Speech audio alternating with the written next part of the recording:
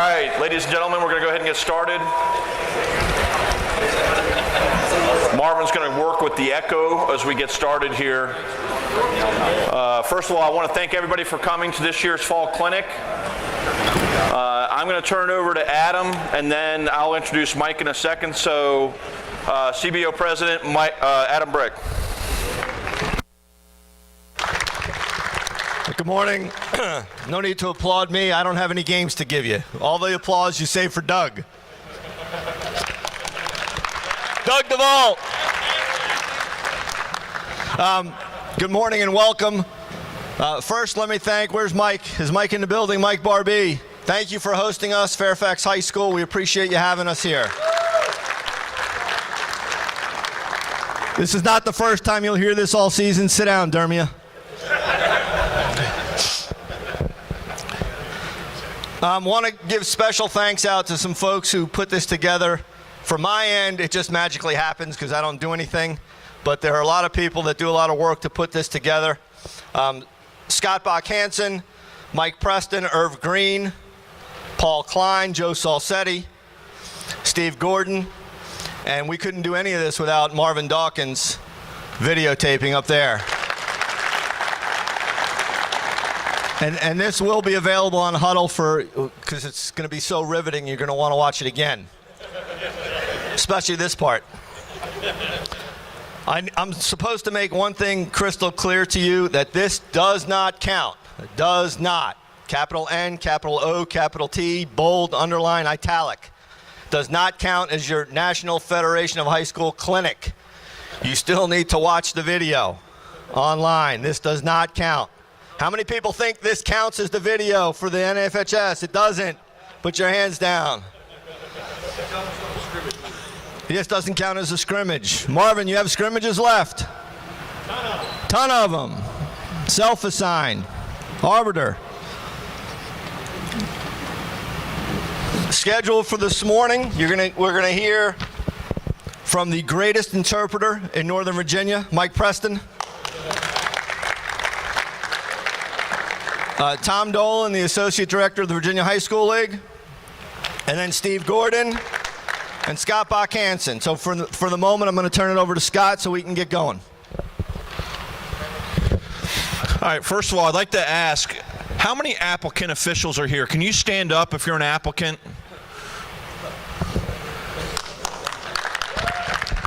Welcome to the family. Congratulations for coming.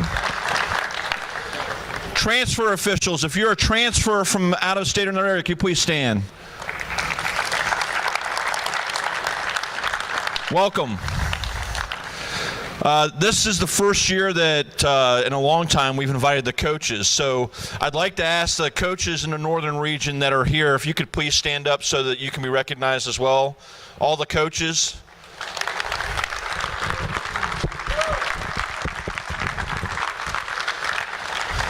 Okay, while we get started, Irv and Richard have some sheets for the coaches, so just raise your hand if you haven't gotten one of these sheets yet. It will just help you with some of the rule changes that Mike's going to go over. For the transfers, when this meeting is over, we're going to meet in that corner at 11:45-ish. When the meeting's over, we'll meet down here, okay? Any questions? All right, before I introduce Mike, one of the things I want to share that Tom Dolan's going to talk about a lot today is sportsmanship and the importance of sportsmanship. Many don't know this, but a few years ago I attended a meeting for VHSL talking about how can our vendors help us with sportsmanship? How can we help produce it? So the board of directors here came up with the idea of let's create a sportsmanship award, one on the boys' side and one on the girls' side. Last year, Woodson won on the girls' side, and Marshall, Dan Hale is here, won on the boys' side. So congratulations to Dan, and let's continue that sportsmanship theme as we go through the day. So right now I'm going to turn it over to the best interpreter, not only in Northern Virginia, but in the United States, and that's the Professor Mike Preston. Professor?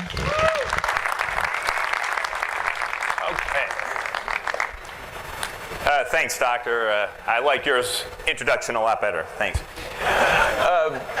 Okay, let's go over rules changes, points of emphasis. Not much has changed this year, but before I get there, Just a reminder, we don't have the authority to go around rearranging the furniture on the sidelines unless player safety is somehow compromised. Okay, there are some gyms that have some unusual bench placements. Potomac Falls did something very different last year where half their bench is now outside the 28-foot mark, and it goes right up to the scores table. That's legal, but you just need to remind the coaches before the game that if they want to use the box, they have to sit in a chair that is within the box at the start of the game. If they choose to sit outside the box, they lose the box for the whole game. And there's your rules reference and casebook reference. So just remind you, hey, we'll work with you. I know that the chairs drift all the way up, and your natural inclination is to sort of go up with the chairs, but we need to remind them that they need to stay within that box and that they need to start in a chair that's within the box. Please don't, start getting, in the mood to rearrange furniture or tell them that their bench placement is not legal. It's perfectly legal unless player safety is somehow compromised. We did a great job on the religious headwear last year. We got on top of it, and it wasn't an issue. This year, I just talked to Tom Dolan from the Virginia High School League. They are looking at providing blanket approval for each region. So we won't have to go on a case-by-case basis anymore, and that will make things a lot easier for us. I mean, obviously, if there's something, clearly dangerous about some sort of religious headwear that they're wearing, such as pins sticking out of it or whatever, that's a separate issue. But we don't need to go on a case-by-case basis anymore, or so it appears, but we'll have more information about that. Okay, rules changed this year. The screener has to be in bounds. You may have thought that that was a rule, but it wasn't. And this basically stems, I don't know, did anyone remember the play from the VCU game a couple years ago, where they ran that play along the end line where they set a screen, trying to draw a foul on the player who runs into him, and it turns out that the player was not in bounds. And so that really wasn't an issue, but here's the play in question.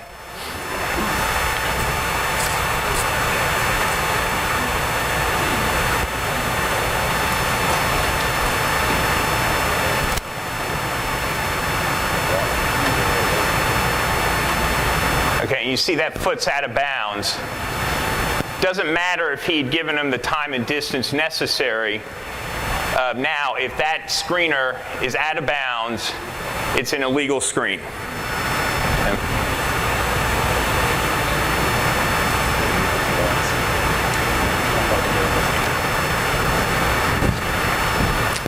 Okay, the next one involves a backcourt exception, and you might go your whole career and never see this. We've addressed this clip for the last couple years, and 2 years ago I wasn't sure whether it was backcourt or not, and then last year I showed it again and they said it was backcourt, and now this year the clip in question is no longer backcourt. So here we go again for the third and final time, I hope. Don't get this confused with the NCAA rule, okay? The play in question is this one here, where defense deflects the ball into the backcourt. And when offense touches the ball in the backcourt, the ball still had front court location. Everybody understand that? Because the ball was hit from the front court, and an airborne ball retains the same location as when it was last in contact with the player or the court. So one more time.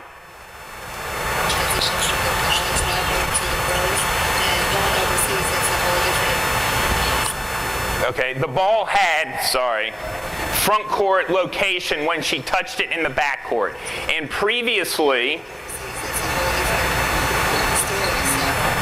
that would have been a backcourt violation. Okay, now it is no longer a backcourt violation. The player is allowed to go back and touch the ball in the backcourt before it actually hits in the backcourt. And that's our exception. And again, you might go your whole career and never have this play.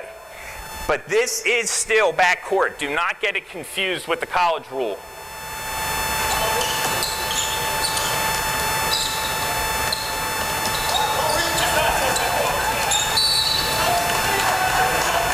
Okay? So if you can't see, I know our lighting isn't ideal here, but we have green in team control, okay, and then 5 in green had it deflected off of him by white. Green is still in team control. They were the last to touch in the front court, and now they are the first to touch in the backcourt. This is still a backcourt violation in our game. It's not for the games you'll see on TV, but it is in our game. The first one, Mike, so it's critical that ball has to break the plane of the division line. Well, it will break the plane. In the first clip, the question was, does the ball have to break the plane of the division line in the first clip? The answer is it will 99% of the time that you have this very rare play, but it doesn't necessarily have to be. If, for example, A1 is dribbling in the front court and then passes the ball and B1 deflects it, and A2 has a foot on the division line, okay, that would now be a legal play. Okay, it's essentially the same play if you think about it. Whether or not that ball has actually broken the plane of the division line isn't the key there. What is the college rule that doesn't? I don't want to go into the college rule because I know you're curious, but then people will say that Mike said that we're going with the college rule, and ask me afterwards. You don't think other people are interested in knowing? It's not that other people aren't interested. It's that people will say something that I didn't say. And yeah. Okay. Point of emphasis this year, the concussion protocol. Just as a reminder, a player exhibiting the signs, symptoms, and behaviors consistent with a concussion must be sent out of the game. We inform the coach, and we do not bring them back into the game until they've been cleared by the trainer. You are not required to, but I strongly recommend that you make sure that the trainer has indeed cleared them. Okay? I can't force you to do that, but I strongly recommend it. We're going to watch for falls to the floor, contact to the head, but remember, we are not making any diagnoses here. Okay? So we just want to use straight rules book terminology, and if in doubt, send them out. Okay? Don't mess around with this. My goal is to see you on the court, not in court. If we... You got something against lawyers? Yeah, I do have something against lawyers. I have one in the applicant class this year. He drives me crazy. He's here, too.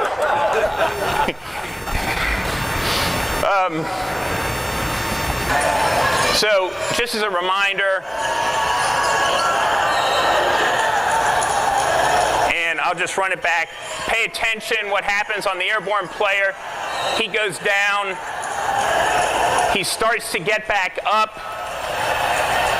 He goes back down again, right there.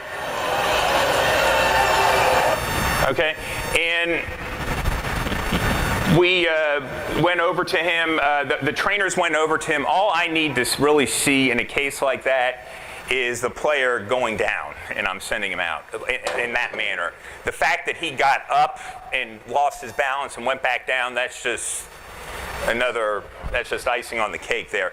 I went over, I told the coach the player is being sent out for exhibiting the signs, symptoms, and behaviors consistent with a concussion. He gives me this look like, and so, I would have thought that the coach would have understood, but I said the trainer must clear him to return to play.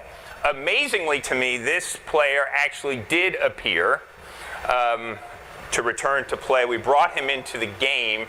And then one of my partners comes up to me and says, he's back. And I said, who's back? And that's not good. I should have been aware of this. Now, I didn't bring him into the game, but I should, as he goes, 21, he's back. I said, oh, thank you for reminding me. I went over to the trainer who was standing behind the scorer's table, and he immediately starts giving me this. It's okay. It's okay. That's not good enough. I want to be 100% clear, okay? Mr. Trainer, we sent him out under the concussion protocol. You are clearing him to return to play? Yes, I am. I was surprised, but it turns out it was just his shoulder. So don't mess around with this, because I don't want you to think you're the last line of defense. You're not, because coaches are well aware of this and trainers are, but I did see in a freshman game about 5 years ago where A1 struck B1 with a moving elbow to the face. She went to the floor, started crying. We correctly ruled automatic intentional personal foul, elbow movement above the shoulders, automatic intentional personal foul.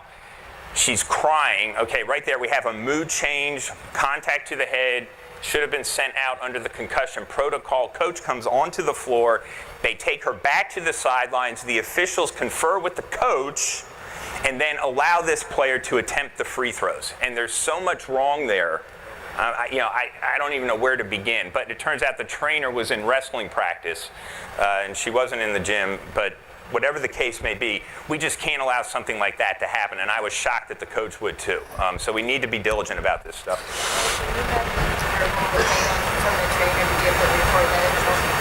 I did not record it. The question was, is the verbal okay from the trainer sufficient?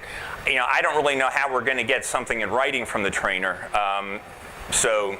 If the trainer's not there and you have it. If the trainer is not there, or there is no trainer to return them to clear them to return to play, then there is no return to play. Yeah. Yes. Yes.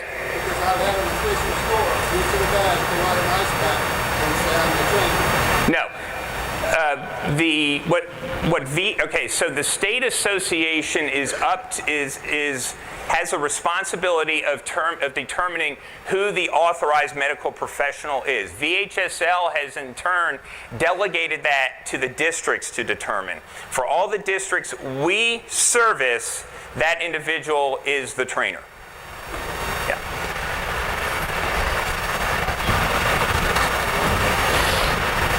Okay, loose ball contact. I don't know how many people remember the See the Rabbit presentation, but that's back. Look, just because the ball's loose doesn't mean we throw out the rules book regarding contact. Okay? What we are watching for the contact to be legal, the players going after the loose ball have to be in equally favorable positions and performing normal basketball movements. If they violate either one of these, we need a foul. There's no piling on. And the last bullet point is, remember, just because the ball is loose doesn't mean we don't have a team control foul. In other words, just because the ball is loose, that does not mean we should be automatically shooting the bonus.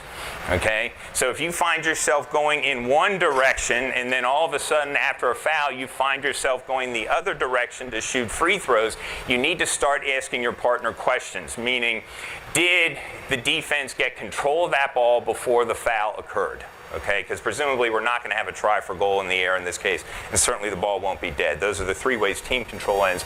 So let's take a look at some clips.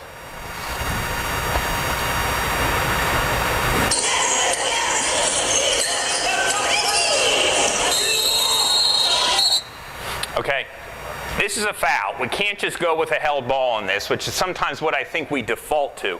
One more time, this is just piling on. That's a foul. That's a foul. And you can see if we let this play on just a bit, it looks like it's about to get ugly. Okay. You might get Yes. a shooting foul, you gain possession of the ball. Right. So this would be, if they were in the bonus, they would shoot.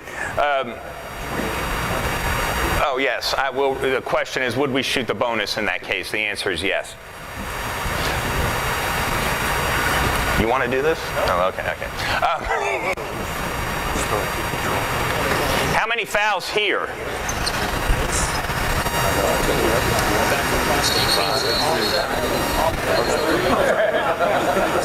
Okay. There's one.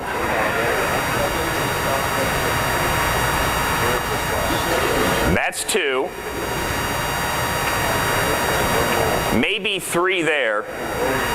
And that guy's just ridiculous. That's number 4. Okay. But they're going for the ball. Maybe. It's not really the relevant question here is were they in an equally favorable position performing normal basketball movements? Here the answer is no.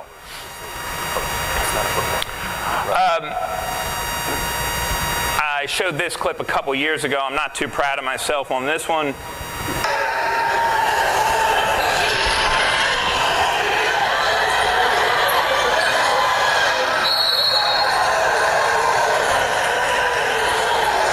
This is a case of legal contact during a loose ball.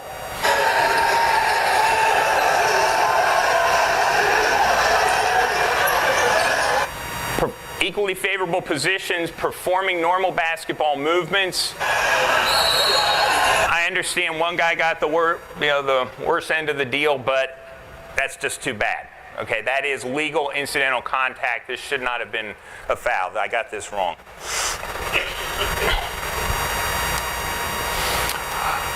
Any questions about that before I move on? Okay. Mike, Yeah. that previous one, fouls, once you have the first one, blue, then the play's dead. So I don't understand. Can you say it one more time? you got pushed first, you got pushed on this ball, and you go on the foul, one lead the ball. On the previous clip? Previous clip. He needs the You had previous multiple clip. fouls? 4 fouls. You got pushed, you should have blown. So 2 clips ago. Okay. You should have blown, you had called a foul, and the play was dead. The ball was dead. Yes. The other fouls should not, Yes, correct. if you call them, guys, it's dead. Yes, yeah. In fact, there's now that I...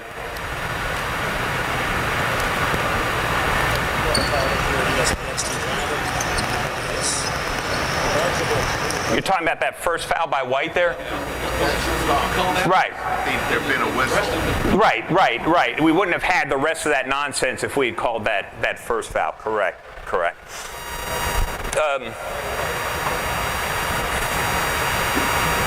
I'm going to exit out of this because I just remembered.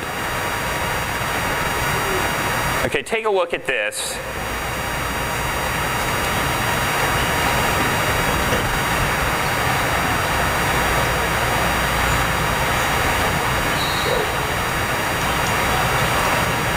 Now, if we run this back, you're going to see the player is dribbling the ball. Do you see how he extended his arm, his right arm,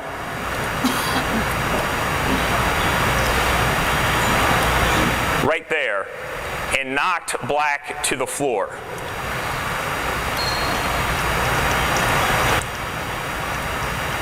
Now, do you see I'm kind of slow in my signal and mechanic? What do you think's going through my head here? What I'm thinking is this a team control foul? I'm replaying it in my head. The ball was loose, but did White still have team control? In other words, did Black gain control and then did we have a push? Because that's going to matter as to whether or not we shoot the bonus, right? So I ruled this a team control foul. It's close. I don't think that's control there, and then he gets pushed. Close, but this would be a team control foul, and I don't want to spend too much time on this, but I'm communicating with my partner. We need to communicate with this, and then Rob Swaney, you can't hear him on the video, he picks up on it, and there's some question from the bench down here, and he's saying, you can hear it on the mic, team control, it's team control. So he helped me communicate that, and then we went to the throw-in. But again, we were going one direction, and then we would have been going the other direction to shoot free throws. That's when we need to start asking questions. Okay.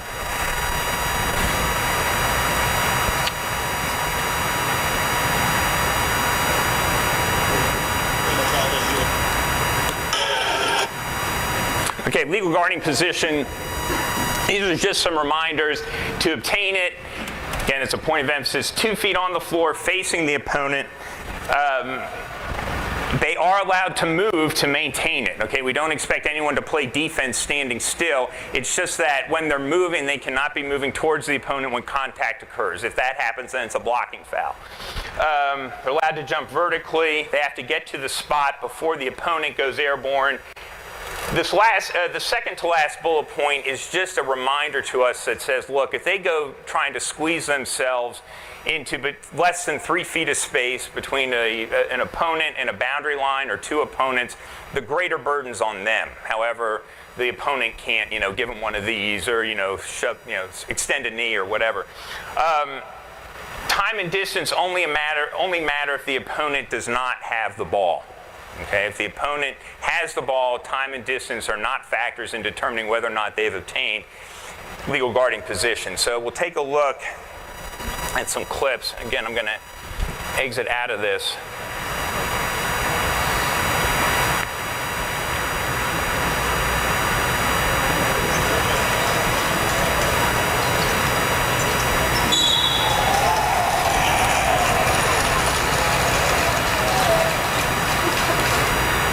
One more time. 2 feet on the floor, he does get there. I thought. It's close. Foot's still on the floor, the right foot's down, we'll say. It's very close, but that's why these can be hard. I would say he is just there in time. However, let's slow down with the mechanic, okay? Hold it briefly, then go here, okay? Because every official's worst fear is the blarge, right? Mike? Yes. On that one you just mentioned where you got this guy tries to dribble between two opponents. 'Cause I see that happen a lot. You've got two opponents have legal guarding position, their feet aren't way spread out. Somebody tries to drive in between them, gets caught up in their feet, trips and falls. It's just incidental contact. Because a lot of times you see the dribbler go down, everybody wants, block. Okay, so the question is, look, if they go into less than 3 feet of space, and by the way, the width or the stance, not talking about a screen, but just guarding position, that doesn't apply, okay? So that only applies on a screen. So if they go with less than 3 feet of space, they're going to have the greater burden, assuming it isn't one of these, or the extending a forearm into them. They have the greater responsibility. So if that dribbler goes down, It's nothing. It's nothing if the dribbler goes down. Correct. So if the defender gets his foot out of bounds before he blocks body contact, it's not an offensive. Right. Defender does not have legal guarding position no matter what if they have a foot out of bounds. But it can be a foul. Well, they don't have legal guarding position if they have a foot out of bounds. It can absolutely be a foul if they do anything to impede the progress of the opponent. It only absolves the offensive player.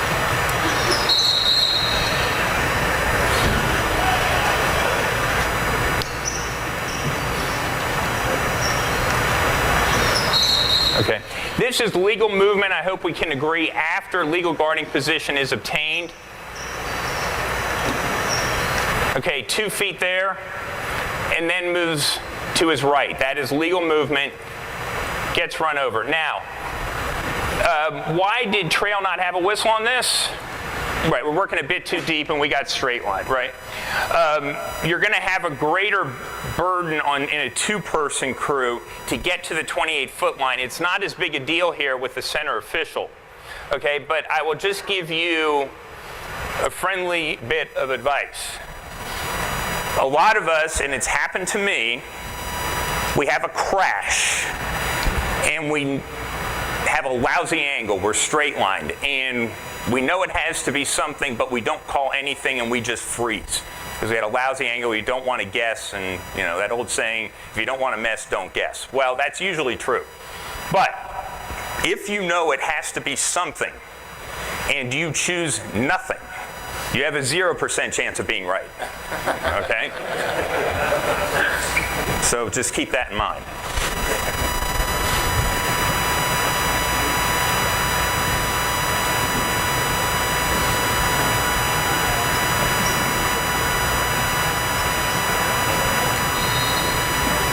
Okay, can we agree that this is legal movement?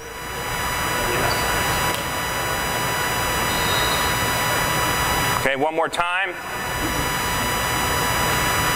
Gets 2 feet, jumps vertically, gets knocked backward a bit, offense initiated contact, he loses the ball. I know it looks ugly, but that's nothing. Okay? And you can see, well, was it tipped? No.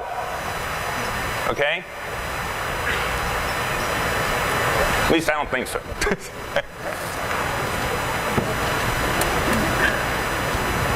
Okay? But remember, our job is to get it right, okay? It's not to quote unquote split the baby. Well, I won't call the foul, but I'll give him the ball back, okay? It's our job to get it right, okay?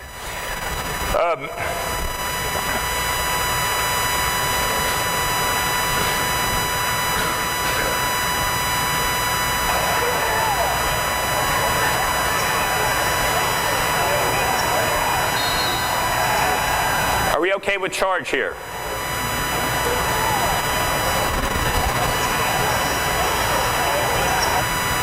Okay? Barely gets there in time with the foot down, 2 feet down, facing the opponent. Now, would my answer to this change if the opponent did not have the ball? Yes, because this would not be enough time and distance for the player to avoid contact. Okay? But this is the correct ruling here. He gets there just in time. Good job, Nick Salcetti, of stopping the clock. Thank you.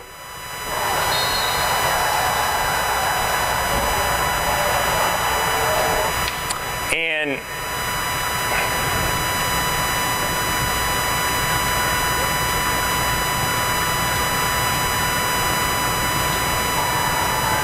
a few minutes later, we have this down at the other end. Okay? Now, the question is not so much what we had at the other end, but did we get this one right? How many people say you got it right? Yeah? Most people want to see it again? Okay. All right. We'll go to the monitor.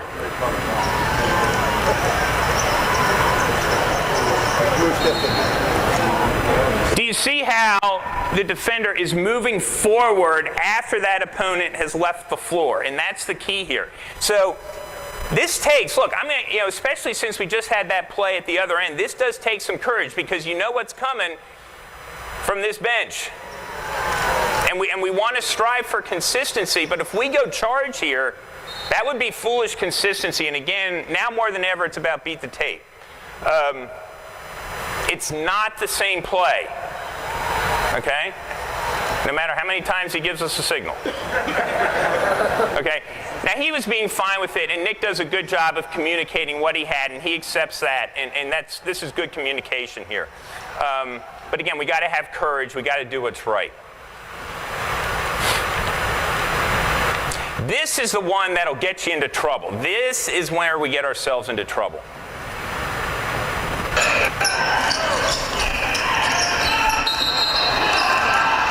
Okay, now I'm okay with, this is dang close. But if you want to go, I'm inclined to believe that that's correct. It's very close. Yeah, he's pointing at the non-existent arc. Great mechanic. Anyway. But anyway, we got 10:30 left, and then here we are 30 seconds later.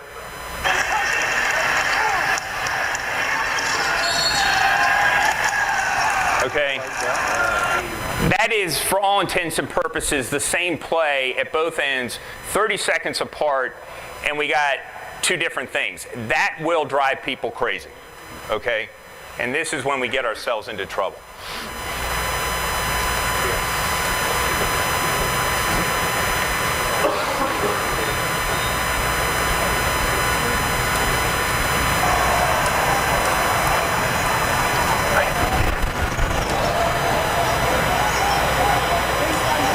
Okay, why do you think I clipped that?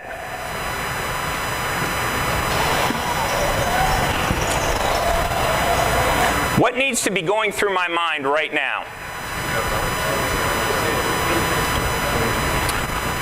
Does he push him out of bounds? And what else needs to be going through my mind here? Does he have 3 feet of space? Okay. He does not. So if he has obtained an initial legal guarding position,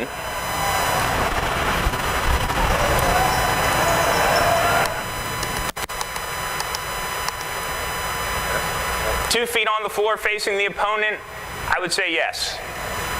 Now, he proceeds to go into less than 3 feet of space. The way he can, and without getting head and shoulders past him, there may have been a push there, but what the Rules Committee is essentially saying is that they, unless it's something obvious, you go squeezing yourself in there with less than 3 feet of space, we have nothing, okay? The burden is going to be on the dribbler.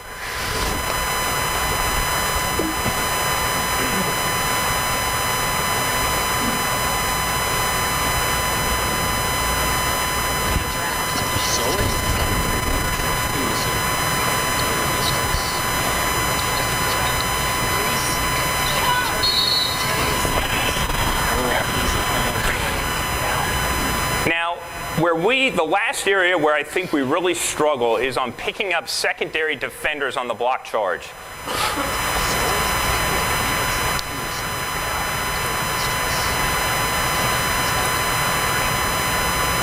Okay, the defender gets beat here, right? Okay, so we know what she's going to do. She's going to continue driving to the basket until someone stops her, if someone stops her. So if we run this back, ask yourself, when does this official here pick up the secondary defender? Now? What's she looking at? She's focused here, okay? Well, he can take care of this. Here, she's still watching the ball handler. Now, she picks up the secondary, which when you run it in real time, it's less than a second. Okay, and now we're guessing, okay?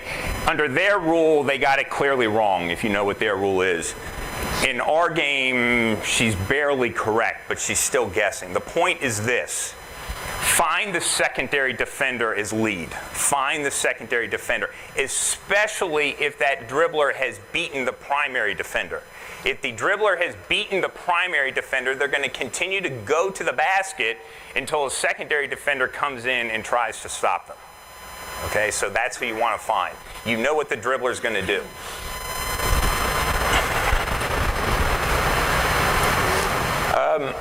I'm about out of time, so let me just go to this. Now, for those of you who have gone through the applicant class, you know it's not the baseline, it's the end line. It's not a pick, it's a screen, all of that stuff. And they've actually put that in the point of emphasis this year. It's wonderful. But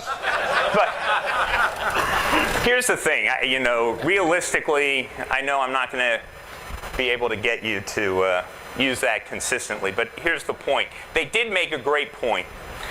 Professionalism is always on display when the officials interact with others at the site. Professional interaction with game management, table crew, and the coaches are a vital step in selling yourself. As the saying goes, you never get a second chance to make a first impression. And the translation is, look, watch your mouth, okay? I was at a game last year, not for Cardinal, where an official who works a lot of higher level ball came down to work this game. The game started late because there was a power outage at the school. It was going to start approximately 2 hours late. That sucks, I know, but it's not the school's fault. They were playing a women's game before ours, and he immediately starts trying to negotiate the starting time, giving them a hard time. Well, why can't you just put 20 minutes on the clock as soon as the women game's in? Well, we can't do that. We've already promised the parents that we're going to start at Well, I don't see why you just can't start it. And he starts, and then, we're complaining, we don't have a towel. And then he complains about the condition of the locker room. And then after the game's over, after he displayed utter arrogance throughout the game, told the person who was walking us back to the locker room, boy, that coach's lousy attitude is why they're 2-7. It's like, really? Really? I mean, this is embarrassing. And look, I may, not to speak for Doug, but I would like to think it's easier for Doug to, if you call a charge and the tape shows, you know what, it was really a block, hey, I mean, it sucks, but mistakes happen. But that sort of chatter is impossible to defend. It's impossible to defend. And if you're working college and you're coming back down to work high school, that's great. It really is. But only if you have the right attitude, okay? If your attitude says, I'm better than this, frankly, I'd rather you move on. We don't need that. And I think that's a very small minority in here. But it's off-putting to your partners, especially who want to be there, okay? And it's very off-putting to the schools as well who are paying our checks. Okay. Any questions? Okay. Thank you. What? What's that? Question. Yeah. Question. Yeah. Please review the protocol for blood on the floor, both management responsibility and what we do with the players while the blood is being cleaned up. Okay. So the question is, what do we do with players while blood is being cleaned up off the floor? And okay, so what I would strongly recommend is send the players back towards their benches, okay? And then we're not cleaning up the blood. I've always seen the trainer take the squirt bottle, put on gloves, and start wiping. That's what I've always seen. Yeah. They need to stay on the floor, The players, the 5 players do need to stay on the floor, but send them back towards their benches, yes. Yeah. All right, how about a big hand for our rules interpreter, Mike Preston? Thank you. All right, I know we have some officials that are leaving for Wakefield and maybe Madison games, so as you need to go do that. We're going to take a break after this next presentation. I do want to let you know that we have 2 vendors that are out in the hallways. We have Chuck and Dave that are out there that have all the equipment you need. We'll have a 10 or 15-minute break after this presentation. That will allow you the opportunity to go out and do some shopping. But right now I wanted to take a couple minutes to introduce our independent observers. As many of you know, we have an independent observer program of former officials of different levels and varying capabilities. We have 2 senior observers. One is Don Gatz. Don, I don't think, is here. He's the VHSL state-approved observer that does all the observations during the state tournament, as well as does a lot of observations for us as well. I want to make sure everybody knows who Steve Gordon is. Steve Gordon refereed in the ACC for 20-plus years. He'll be doing a presentation later, so Steve, thank you again for jumping aboard. Our varsity observation team includes Bob Doyle, who's on vacation this week. Vinnie Allen, also a former ACC official for 20-plus years, will be out mostly in that Madison, Langley corridor, out in that Tysons area. Bernie Myers, sitting up front here, former state official. Can you stand up so they can see you? He'll mostly be out west, mostly Forest Park, Centerville, Westfield, Chantilly, and maybe roam around a little bit as well. And then Jackie Funk, who is sitting over here. Jackie Funk is the first female to ever do a boys 3A state final game, which is now 6A, as the crew chief. So Jackie, we're glad to have you. She'll be over in Loudoun County corridor. And then on the non-varsity side, we have Bill Oblas, who will be handling most of the western Loudoun County. And then Charlie Shedler, who's one of our young up-and-coming college officials. He actually is out this year with a torn Achilles. But he's going to evaluate some non-varsity officials in that Arlington corridor as well. Also, many of you may remember Gary James, one of the former commissioners here for this association. He's going to be doing some evaluations out in the John Champ Freedom area in that Loudoun corridor as well. So I wanted to make sure that everybody had the time to know that. So again, make sure you see our vendors. Chuck's standing at their door there, and Dave is not far away. So if you need anything after this, go shop for about 10 or 15 minutes, and then we'll go from there. So I'm going to turn it back over to Adam so he can introduce our special guest. Thanks, Scott. And Bob Doyle's actually still celebrating the Red Sox victory. That's probably why he's not here. And Jackie, we need you on the court, not in the stands. So let's get back to it, girl. I'll work your first game with you. Out at Hanley, like the old days. We're lucky to have Tom Dolan here with us today. He is the Associate Director of the Virginia High School League. He is the number 2 man in charge, runs all the day-to-day operations at the league. In specifics, he's in charge of compliance and eligibility. Coaches, he's in charge of ejections. So Sporky, be aware of that. He oversees basketball and tennis. And he's in his 12th year at the league. Prior to that, he was the DSA at Jamestown High School in Williamsburg for 10 years. And over the course of his career, at all the classification levels, he's coached basketball, baseball, golf, volleyball, and football. So Tom drove up this morning from Charlottesville to spend this time with us to talk about a variety of different issues, one of them being the cooperation and communication between coaches and officials and other sportsmanship issues. So please welcome Tom Dolan from the Virginia High School League.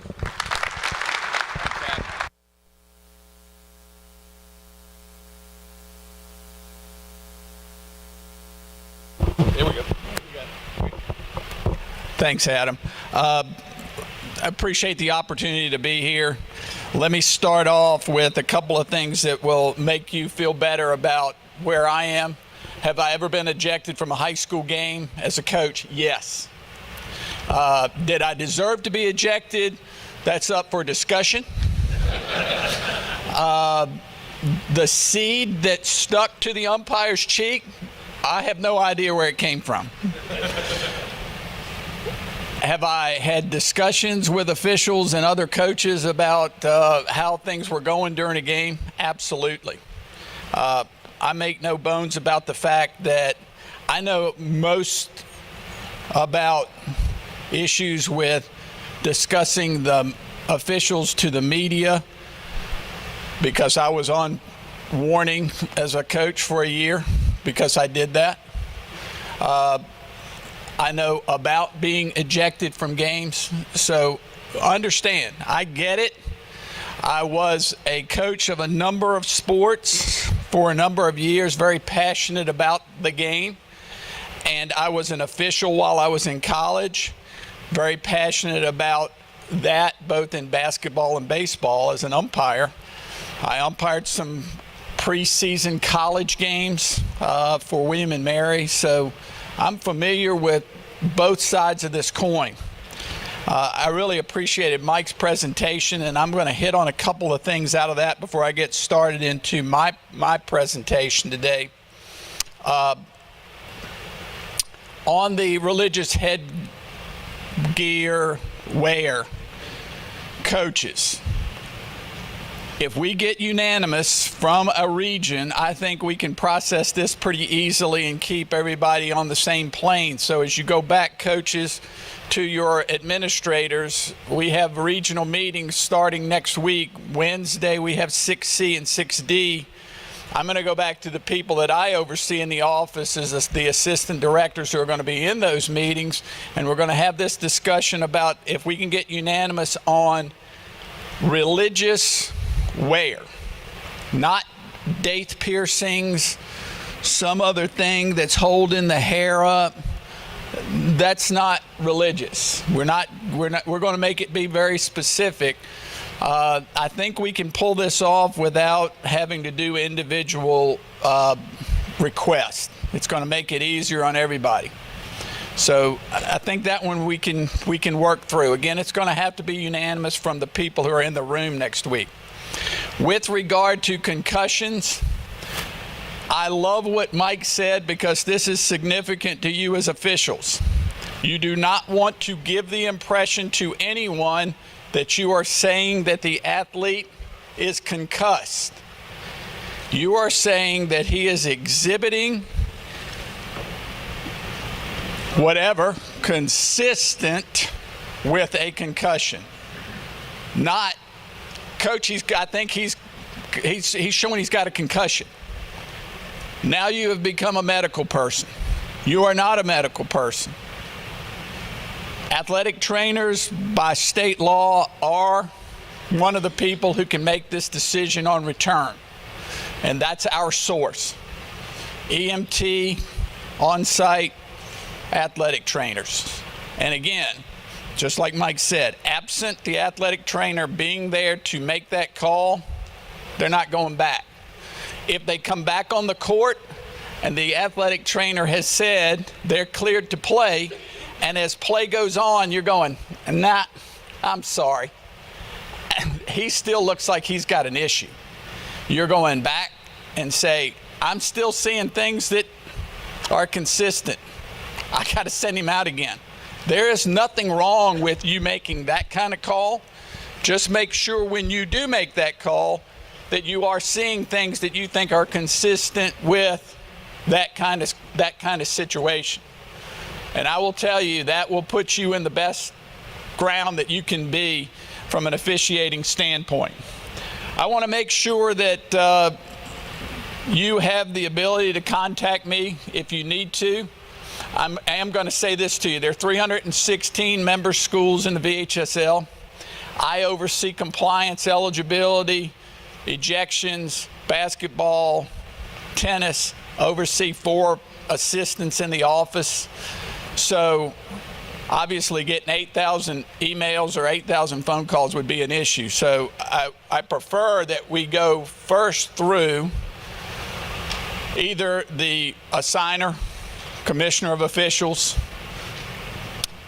For the schools, go through your AD. If you don't feel like you're getting the right person, please feel free to contact me.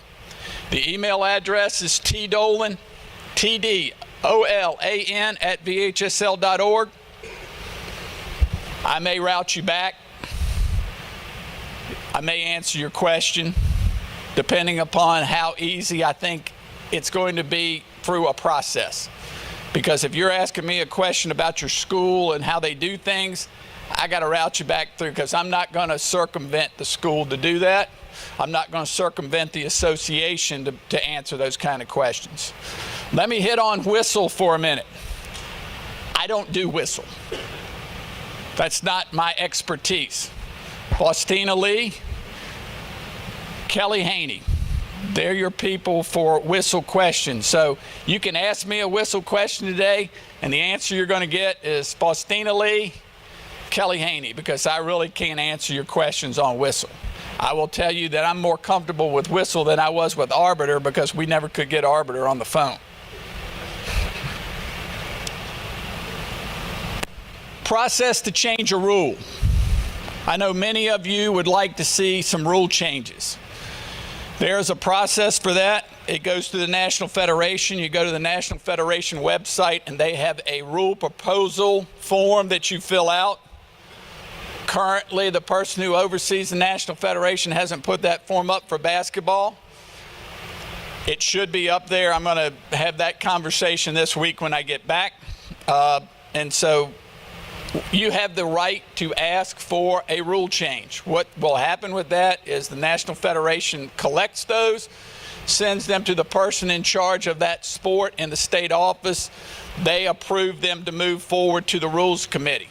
So again, I would encourage you to discuss with those people in your association or in your school about any rule changes that you're looking at. They may be able to help you with that process and whether they think that is something that should go forward. We have a VHSL process for VHSL rules. I know many of you have concerns about those. Those are processed through a school or a district or a region, an outside group. We do listen to officials associations on our VHSL rules, but there is a process. I can tell you right now, you do not want to call me and ask me to propose a rule for you, because usually when a staff member proposes a rule, there's a core percentage of people in our membership who go, I don't want that rule because it was proposed by the league office and they're not in the school. So it's better coming from your grouping than from us. We'll help you craft it. I write those all the time. I'll help you craft whatever you want to craft, but understand that you really don't want it to be presented from me. You want to have a broader base of support for the rule that you want. It goes to an executive committee, 2-vote process. 34 members on our executive committee. I have never voted on a piece of legislation. I never will vote on a piece of legislation. I'm not allowed to vote on a piece of legislation. I can make a recommendation about whether I think it meets something, but that's it. That 2-vote process is followed by the membership's ability to overturn. So understand, I'm neutral on these. If they pass, I follow them. If they don't, I don't. Now, really why I'm here. This is about 3 C's: communication, control, consistency. And to me, that's really why I think I needed to be here to speak with you about what happens game to game between coaches and officials and how that should look. Because frankly, we got a huge sportsmanship issue nationally, and we've got to start working together to meet that. The anger in this nation right now is beyond anything ever before. I am currently looking at a record in the fall on ejections, in number of ejections, only outweighed by the percentage of increase in fights that have occurred already this year. We are at running above 50% of our ejections for the fall at 160 plus last night, which I haven't calculated, with between 50 and 60% of them being fighting ejections. We're not talking about just somebody shoving somebody to the ground. We're talking about people squaring off in games. So we have not had the big melee, which would normally account for a big fluctuation. These are individual situations that are happening in games. One of the first things that can happen is communication. Professionalism first is going to be the key to whatever you're doing. Both groups in this room that are represented are professionals in what you do. Nobody's intent is to walk out on that particular court, field, or whatever and say, I'm sticking it to that guy tonight. That's what I came here to do. That's just, you're not going to convince me that that's what's going to happen. Now, the action that occurs during the game may send you there, but that's not why people show up for games. Take a look at your bench and the fan reaction. I'm going to give you an example of a coach very early on in his career, coming back from 12 points down. The score is now 53-52 with 9 seconds on the clock. No timeouts left. The player from the opposing team, your team has scored. The opposing team takes the ball out of bounds with 9 seconds left, and they cannot get it in bounds. Yet, there was no whistle until there was less than 1 second left for 5 seconds.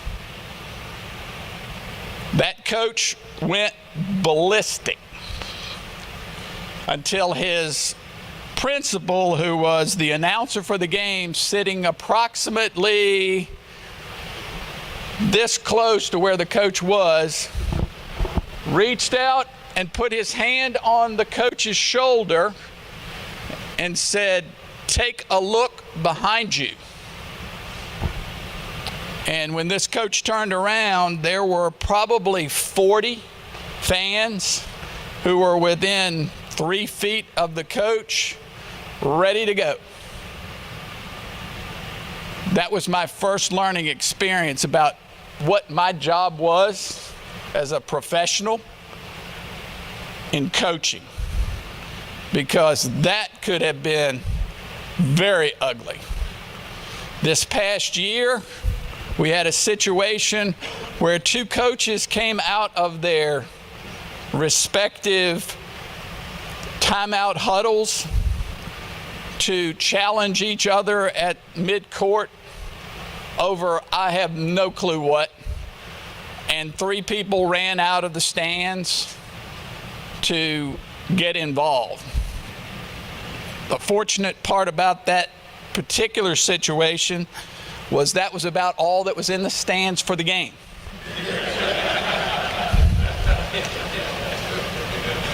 So you can imagine, had this not been that situation, what we would have had. Again, professionalism, how we react to what goes on. I can be upset with a call. I can walk into a locker room after the game and look at an individual and say, who peed in your Wheaties before you got here? And that's okay. And then he can look at me and say, get the hell out of my dressing room. But out on the court, you got to show professionalism and control. Communication between the coach and the officials is key to keeping that control. I don't know anyone out here, raise your hand, that you're making your living based on what you're getting to coach and officiate. How many? Raise your hand if that's how you're paying your bills. Anybody? I was fortunate enough in one school system for somebody to ask me to keep my hours versus my pay because they were looking at doing a percentage rather than a flat rate for coaching. I almost quit coaching after that year. I was making 53 cents an hour to coach baseball.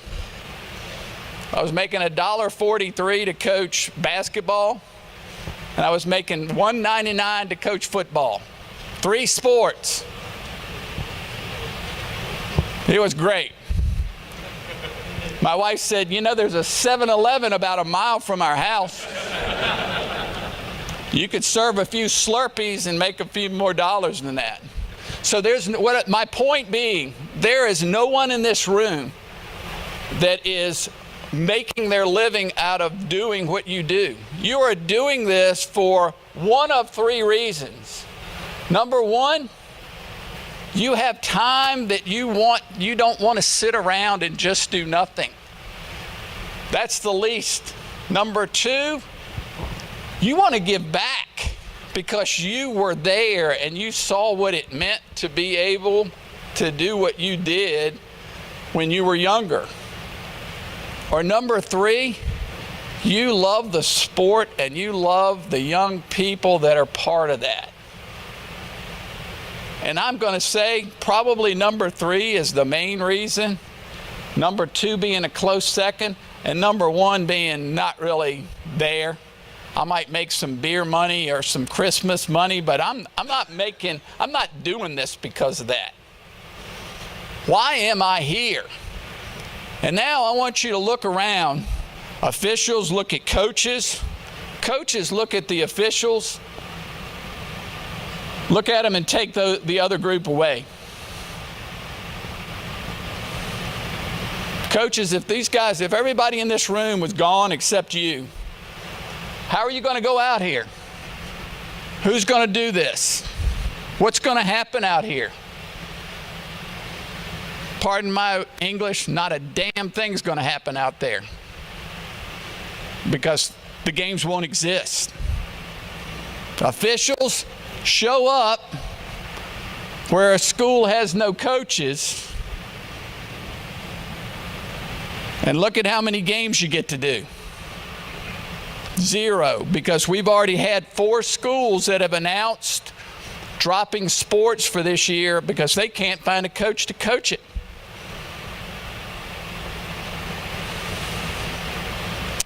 %60 of our new officials quit after the first year. 70% of our new officials quit after the second year.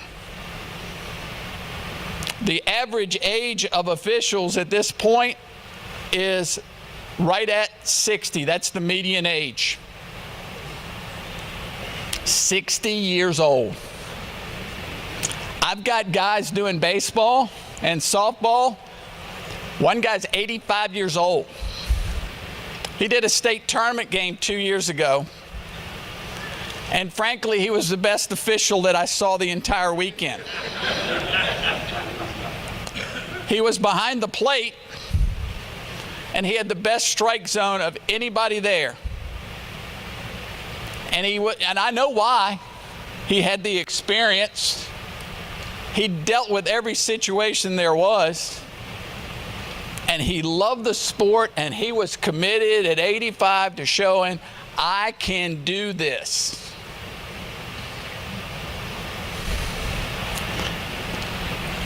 Five years ago, a study said there were 50% of our coaches that have never been in an education-based setting. That number's now 60% plus. Never worked with high school students in any way, shape, or form. So what we're asking is a group that is, and I'm in this group, extra mature, to work with a group of people who haven't worked with a group that is extra immature. We need each other. And here's how that works. Have the conversation before games, greet each other, talk about issues. Don't ignore somebody. Officials, don't come in like we had last year in a state quarterfinal basketball game. Walk up into the stands shaking hands with people from the home team. Because I worked one of their games and I know him. I worked with him 3 years ago. That's not professionalism. A coach who ignores the officials when they come into a game, that's not professional. That's not setting a tone. It's setting a tone, but it's not setting the tone for what needs to happen. Let's talk about one of my biggest issues going on right now, and that's leaving the bench. What happens with leaving the bench? Everybody owns this one. Coaches, if you haven't talked to your players about if there's an altercation on the court, what their responsibility is, you've missed something big. Because I can show you 5 or 6 videos from last year in other states, thank God, where obviously people didn't talk about leaving the bench with their team. And not only did we have the players on the floor, we had about this many people all over the court trading punches, throwing chairs, and everything else. That's where it starts. So, how do the officials play in this? We are fortunate we've gone to that 3-man system, and the off official should be the one that's responsible. That should be a conversation that's had before every game. Let's don't talk about the things that we know we're going to see. Let's talk about the things that could create an issue that we don't normally see. And what are we going to do? Who's got what responsibility there? Coaches, if you got an assistant, I was the get-back coach when I was assistant in boys basketball. When I was a head girls coach, my assistant was the get-back. I went out and I went, we're done here. And their job was to make sure that nobody else got out there. If you're the only coach for your team, Your job has to be, I hope the officials can handle what's going to happen out there, because my job is right here on this bench. Officials, again, that off official becomes the key to this whole parade. And for schools that don't understand that when all hell breaks loose out there, that I may miss a number or two about what happens because I'm trying to get everybody to stay where they need to be, you need to go out there and be that person one time. Go out there and be in that situation where people sweat, where it breaks loose, and you weren't expecting it, but it happens. I've been there one time. I don't ever want to be there again. So the next time I had a game, my pre-game with the two teams and captains was, if we have this situation, understand, we're going to take down everybody that I'm going to write numbers down that it may not be right. We'll let the video figure it out. So go back and tell your teammates, if the video cuts off, my word's going to be the word. Because without video in our office to overturn that kind of stuff, doesn't happen. There's an appeal process that comes before us, but I will tell you, I don't overturn. Had a grandparent drive 4 hours yesterday trying to get his son back on the football field for last night's game. I looked at him and said, I have no clue why you're here. Zero.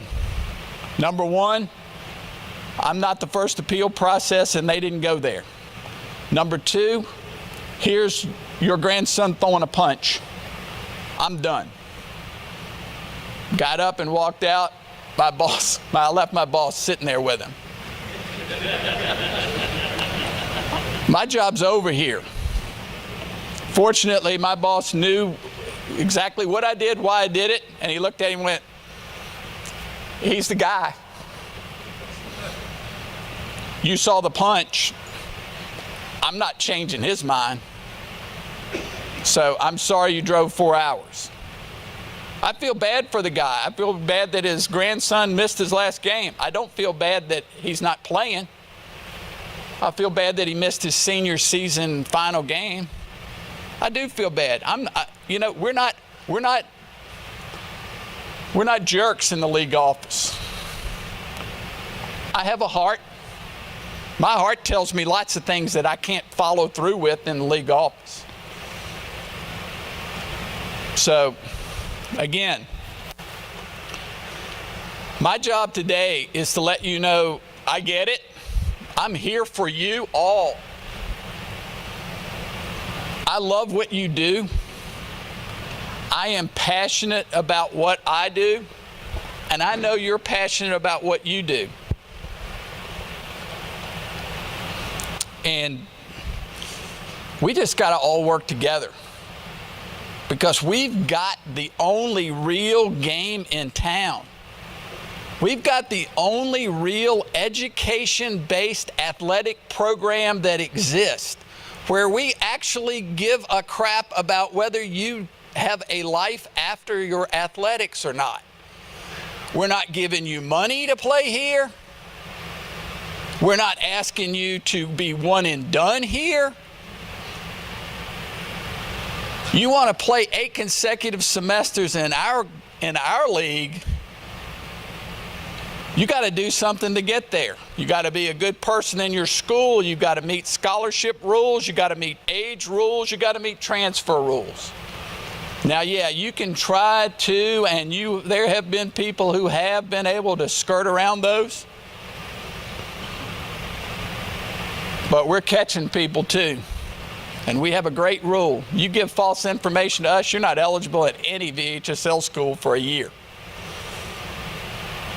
So, if you have issues, please don't hesitate. Go through your administration.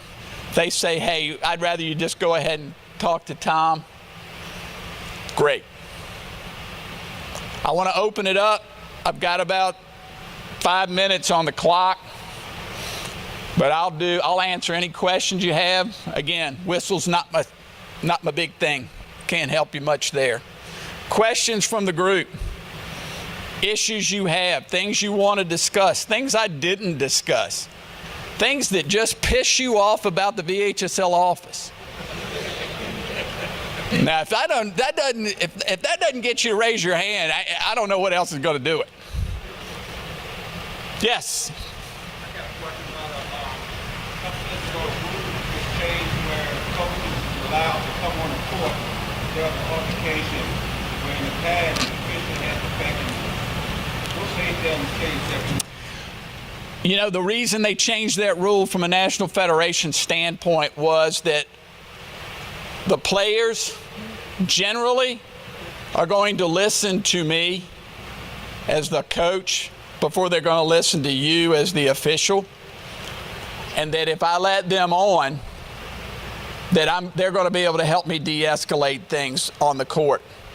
Now, what should not happen and what cannot happen and what should be an automatic ejection is that the coach comes to you and starts arguing about a call rather than helping you on the court. That is not what that rule is about. So the intent was really to help with the safety issue, and I'm gonna give you a great example. When I run a state championship, if you've ever been to the Siegel Center, I was the one who initiated the coaches and the administrators of the school give the awards to the players. Who wants to get an award from me? What player knows me in a school? I'm nothing to them. Now, I'm going to stand there and I'm going to clap and I'm going to congratulate them as they come through. The people who made the impact are the people who need to be the ones who do that. And I think that carries over to all of it. So that's the reason. Whether that's the right reason in all situations or not, I don't know. I think it has helped in that regard. Other questions? Yes?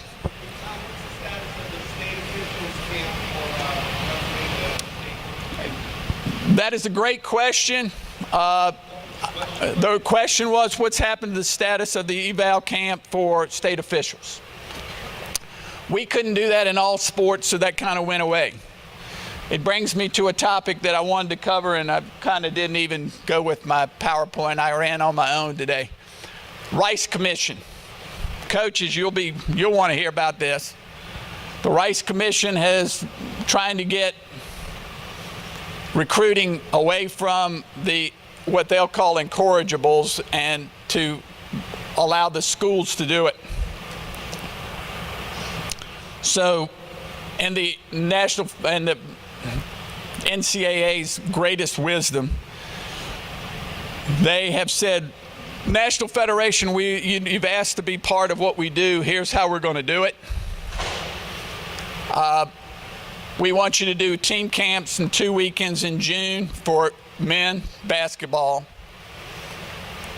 We want the team, the coach, with the identified player that schools want to see.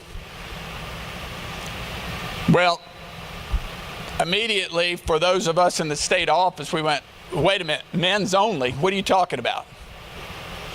It's called Title IX. We're not going to do that. We'll do individual camps for both. Well, you can't do them for women because the girls' coaches, the first answer was, we don't have a problem with the women's coaches. Not our problem. Their second thing was, women's coaches aren't eligible to view players during the 2 weekends we chose. Also not our problem. So we said no. Then the National Federation said, this is our opportunity to get our foot in the door. We need to do this. So we said, okay, well, we'll do individual. But the NCAA came out with rules and regulations that said they don't want individuals. You can't charge money for individuals to come to this camp. but you can charge teams to come to this camp. So we've got now the responsibility to run something without the ability to run it the way we want, and no way to support it with financially to run it. So as part of that, I had stood up in a section meeting, which is 8 states, with the Federation in the room, and went, I've got a unique theory here. Get you the coach, get you the team, get you the player you want to look at. It's called Tuesday and Friday night in Virginia. Why don't you do that? Didn't get an answer. My problem is 51 states all having to do, or 51 entities, 50 states and District of Columbia all doing something in 2 weekends. How many coaches are going to see those kids play? Ain't going to happen. The one positive out of that gets to the answer to your question, is we'd have to find an officials group or grouping to do these events if and when we do them, whatever way that looks. And I told my boss, I said, this is a way for us to be able to validate that eval camp that we are in charge of, that our legal has said we really can't be doing unless we can do that kind of thing across the board. So if there's one positive out of this whole deal that we do this, is that that's going to be it. And I think that's great, because I think the eval camp is a really super thing. It just became for us a legal issue, and Adam and I have had wonderful conversations about how that really looks and whether our attorney is right, or, you know, I'm not a legal guy, so I can't go there. Other questions? You know, I appreciate the opportunity. I hope to get a chance to meet more of you and to work with more of you in the few years that I've got left working for the league office.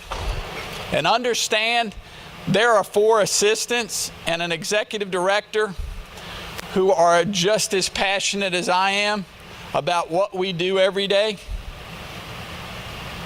And we do work for you. You don't work for us. We work for you. And would love to have the opportunity to see more of you. I'm going to hang around for just a few minutes. Unfortunately, I've got family commitments I've got to get back for in Charlottesville, but I'll try to hang around. Are y'all taking a break now? Come down, see me if you got individual things you want to ask. Thank you very much. A special thanks to Tom for coming this way, and he does have to head home in a little bit, but that was terrific information. And actually, Paul Klein had some information to Greg, to your question about why they made the change where you don't have to beckon. Because the average age of officials is 60 and above, we need help on the court when there's a fight. So that's why. I'm glad to know I'm under the average. Not for long, but I'm getting there. Paul's over it. So again, I've been dying to say this all day. Coaches, you're officially ejected. Get out of here. We don't need you. Hale, I'm sure this is the first time you've ever been ejected. If you want to stay, you can stay. We're going to take about a 10-minute break. Come back. We'll hear from Steve Gordon. But once again, thank you very much to Tom Dolan for coming all this way. That was awesome.